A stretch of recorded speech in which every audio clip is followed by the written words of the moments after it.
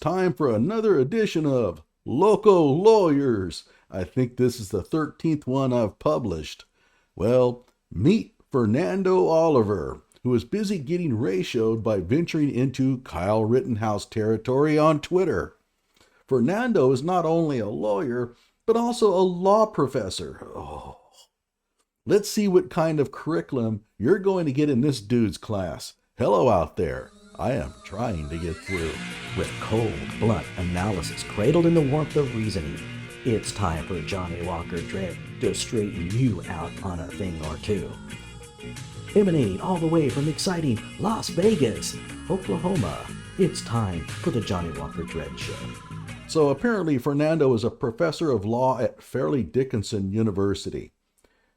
Here is one of Fernando's latest tweets, and the one that has generated the most, rightly, criticism. Remember, this man teaches law.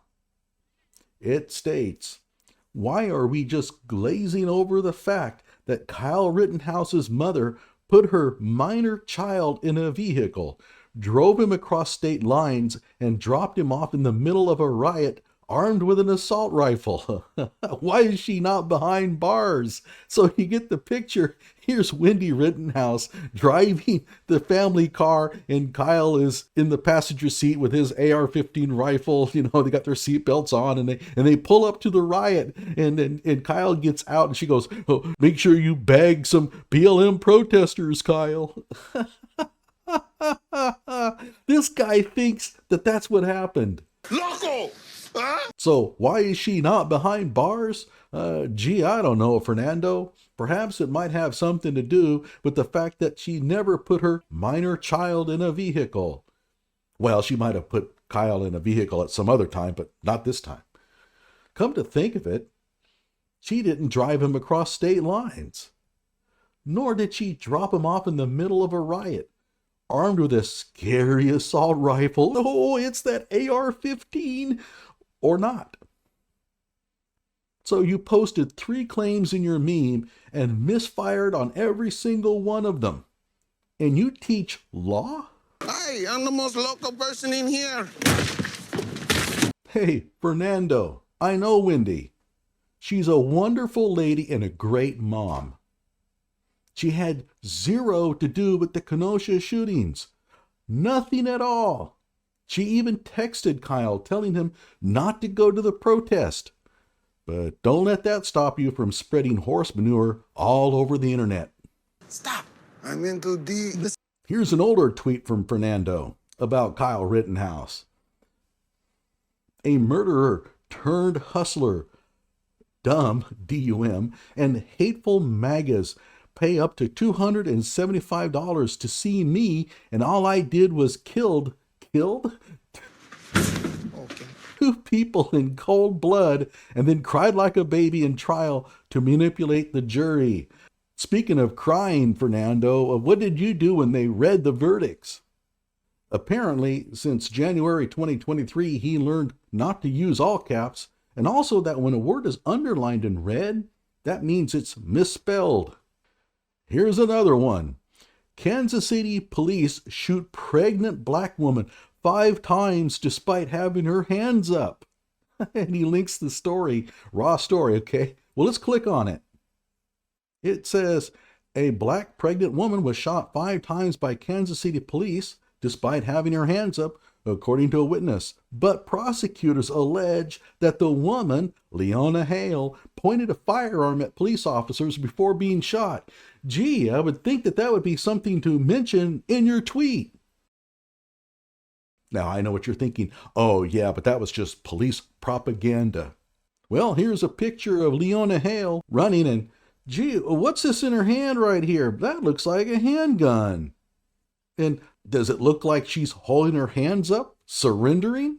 Doesn't look like it. Now, I covered this some time ago, 2 years ago, and remember thrashing people on Twitter and YouTube who were trying to claim that the photo was doctored. I'll put links in the description if you're interested. You have to be a grade A nitwit to think that the police department would have doctored this photo. But there are grade A nitwits on Twitter. Now, Fernando probably bought into it. Let's read more about this. KCTV first reported that Missouri State Highway Patrol is investigating an officer-involved shooting that occurred on Friday.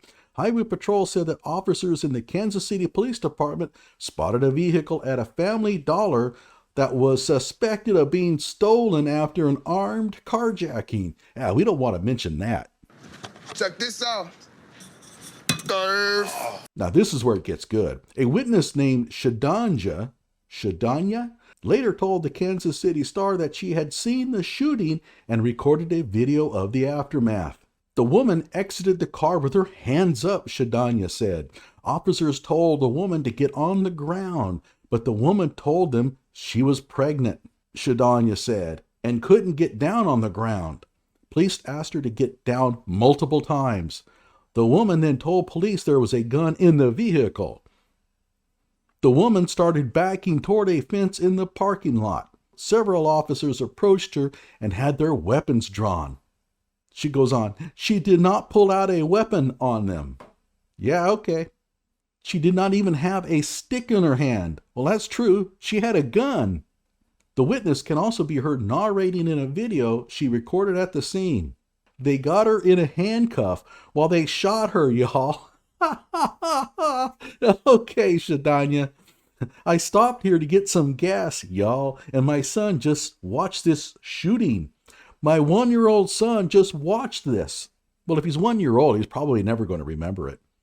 My 10-year-old son, who probably will remember it, just watched this. And my 13-year-old son just watched this happen. She was fixing to cooperate. She ran and they shot her. 1, 2, 3, 4. A spokesperson for the Missouri State Highway Patrol said that a gun was located at the scene. An image from police body camera footage showed Hale holding a firearm. Jackson County prosecutor Jean Peters Baker said she pointed the weapon at the officers before being shot. Now, we don't want to mention that either, do we, Fernando? Hale has been charged with unlawful possession of a firearm, unlawful use of a weapon, and a misdemeanor of resisting a lawful detention.